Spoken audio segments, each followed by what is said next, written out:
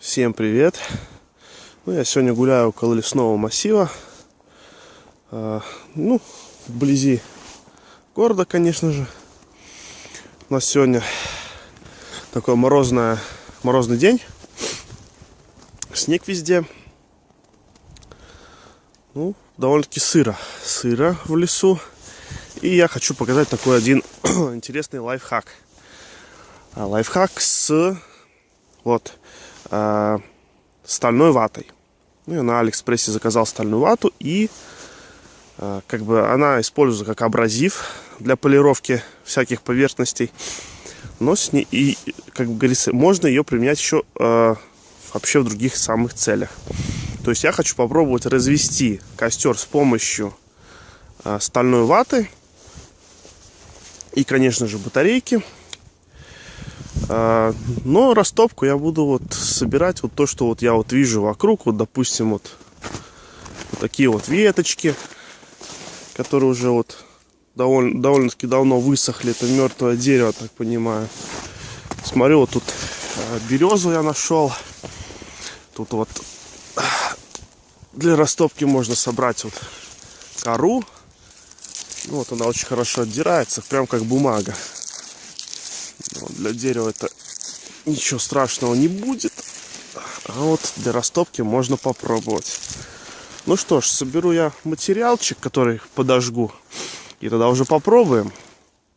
Я собрал хворост. Место для костра сделал. Ну что ж, с помощью батарейки и ваты я попробую разжечь костер. Также я еще собрал бирюсту. Вот она. Пока ее положим. От ваты нужно оторвать такой маленький кусочек. Довольно-таки такой хватит, я думаю. Немножко ветер дует. Это все я соберу в кучку. Ее нужно маленько распушить. Тогда она будет хорошо работать. Вкладываю я в бирюсту. И берем батарейку и прикасаемся. И пошла реакция.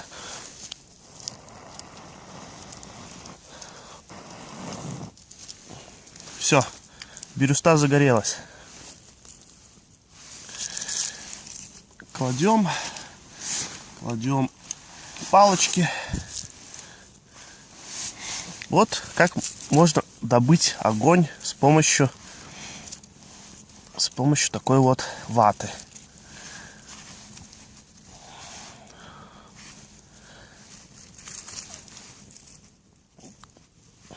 Конечно же, все сырое в лесу. И довольно-таки трудно что-то разжечь. Я думаю, что все разгорится. Будь здоров. Таким образом можно в лесу развести костер. То есть таким нестандартным способом.